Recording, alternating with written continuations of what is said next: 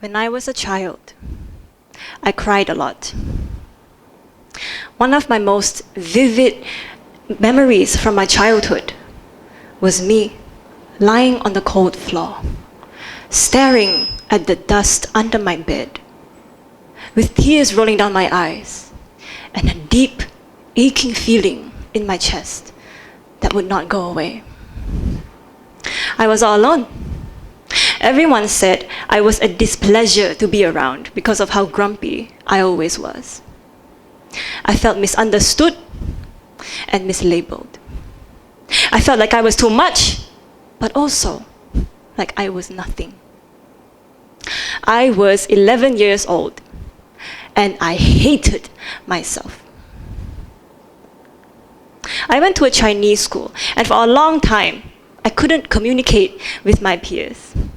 On the first day of primary, the school teacher dragged me out after school and told me to point to my mother.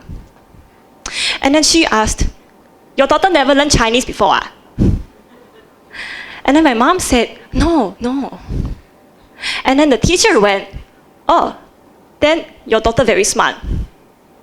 Because I was smart enough to copy what everyone else was doing, but I didn't actually understand what anyone was saying. So the teachers thought I was ignoring them on purpose. Many other things like that happened. People thought I was doing bad things when I was actually trying to do good things. But I didn't understand that at the time because I was too young. All I knew at the time was that everyone was angry at me all the time. So I grew angrier. I grew defensive. I felt stupid because everyone was doing well, but I wasn't. Do you know how hard it is to do science and mathematics in your second language, which you are still learning, and which also happens to be one of the hardest languages in the world?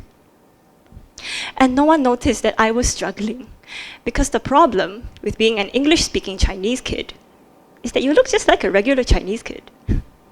So eventually, all of this feeling inferior, isolated, misunderstood, criticized, made me hate myself when I was just 11 years old. High school was pretty much the same way, except I wasn't just the girl who spoke Chinese weird anymore. I was also the only student in the entire school who wanted to be an artist. And I was in the first class. So if any one of you is familiar with the way that our school systems work, you know that means I was in science class. So there was this added layer of isolation that further disconnected me from my peers. But what's new? At this point, I accepted my fate as the girl who would never belong anywhere, as the girl that nobody liked, as the girl that nobody wanted. But let's set that aside for now. Let's talk about why I suddenly wanted to become an artist. I was 15 years old. Life was not nice. I was feeling overwhelmed and hopeless, as you would if you had depression as a teenager. We didn't have TikTok yet, but we did have the internet. So I was scrolling around, and that's when I saw this beautiful painting that I can't show you guys because of copyright. But I can show you the painting that I made trying to copy it. Now, I wasn't the best artist. I was just a broken girl who stopped everything I was doing just to look at it. Something about the way that this lonely figure was standing in front of this vast night sky made me feel seen in my loneliness and comforted me in the hopes that my future was going to be as big as the sky. And most importantly, it stopped me from doing what I was planning to do that day, which was to use this very blade in this picture to hurt myself. Instead, I used it to cut out this star which I used as a template for the stars in the painting. I painted for 2 hours, and I realized that for the first time in my life, I was actually happy with what I was doing. Luckily for us, that gave me an idea. I made a promise to myself that every week I was going to paint something. Eventually, it became something that I could wake up and look forward to. Eventually, I went to art school and I worked hard. I worked like nothing else in my life mattered except to prove to my younger self that I had a reason to live. Day and night, I practiced at my art, and at one point, I was bedridden because of all the pressure that I had placed on my spine. I will not forget how much I worked just to even call myself an artist. And sure enough, I made it. I was invited to galleries, to art shows, and I even got to sell some of my paintings. I've been featured on magazines, newspapers, I've been on radio, I've been interviewed many times. And the first few times it's great. I proved I could be an artist, I was done. But after a while, something felt missing. I felt accomplished, but I didn't feel fulfilled. Let me run down for you really quick what it's like to be an artist, okay? First, you need to know enough people to even get invited to be in an exhibition. And then you get the brief, and then you paint within the deadline. And then you send it over with your own money. And then the opening reception happens. And then if you feel daring, you can mingle around with people. And if you're introverted, you just stand there and try not to bump into anyone. You wait a few weeks, and your painting may or may not get sold. If it's not sold, you get to do the honors of collecting it yourself. If it is sold, you get to do the honors of waiting weeks to get paid half of the selling price because the gallery takes half. Now, on the surface, being an artist sounds glamorous, but the truth is, the art industry is a business. It's not about self-expression, and it's not about what you have to say. It's about what sells. It almost felt like I was putting on a show, and I did not want this to be my entire life. I did not become an artist because I wanted someone to buy it.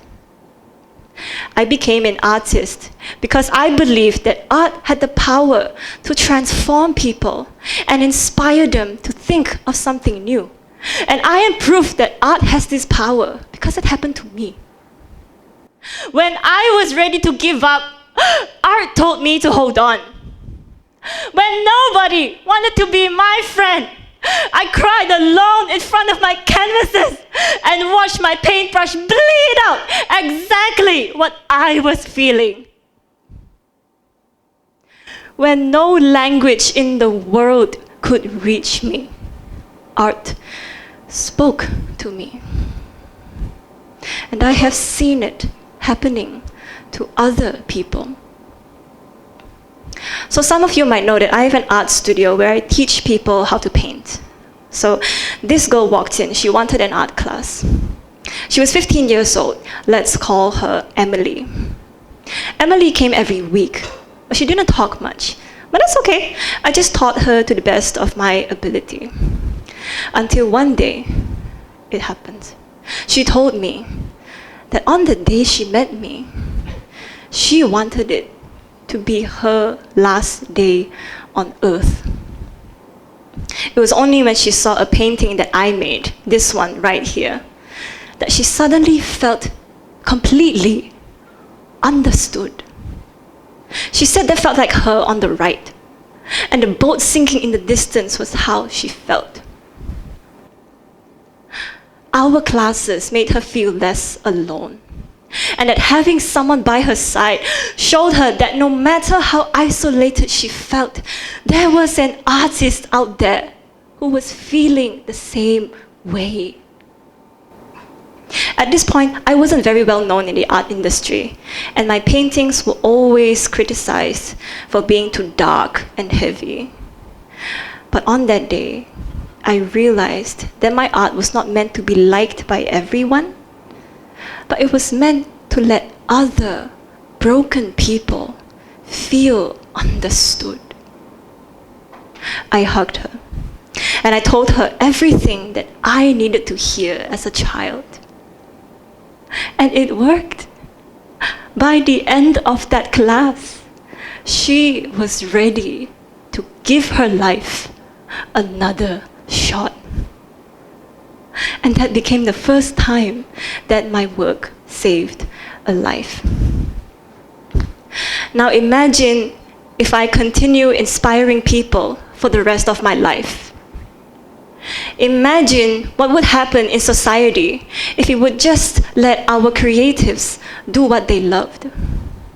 Maybe there would be more paintings and poems and songs that can speak to people. Maybe there would be more exhibitions and performances that can make people feel seen. Maybe we would all feel less alone as a society if we would just let our artists express what we can't.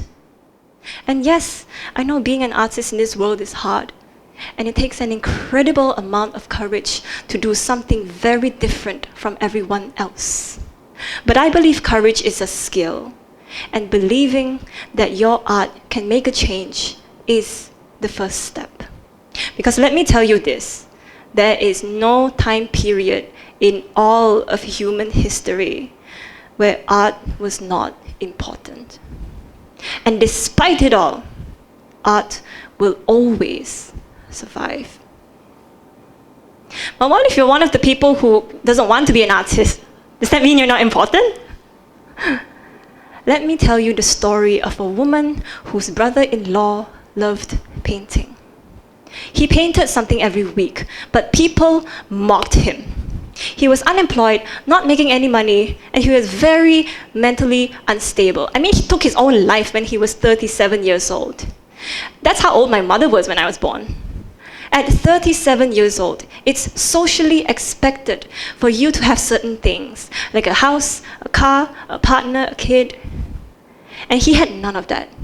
By all accounts, this brother-in-law of hers was a socially defined loser. Yet he could continue painting because her husband sent him money and continued financially supporting him. After both brothers died, this woman took his artwork to galleries.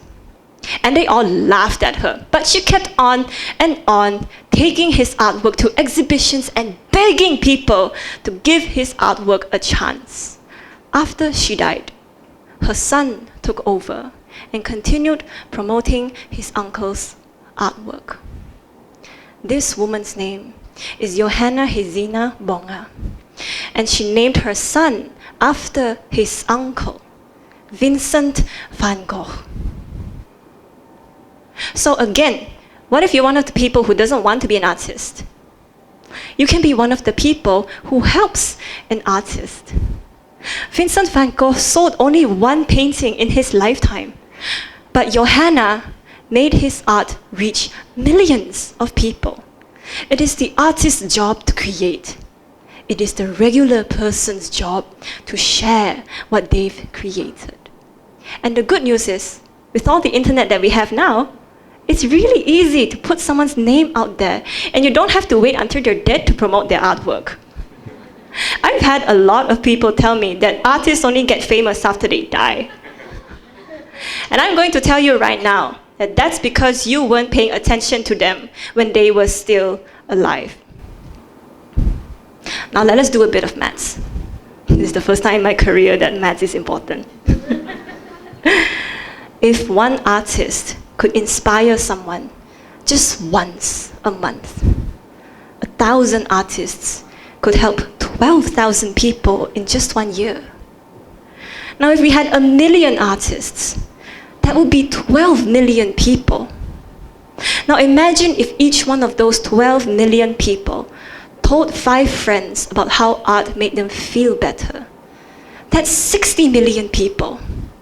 Now imagine if each one of those 60 million people went on to tell 5 friends, regular people, these are regular people, not artists. If they want to tell 5 friends about how art made them feel better, that's 300 million people. That's 10 times our country's population. Now that is the power that we hold in our hands.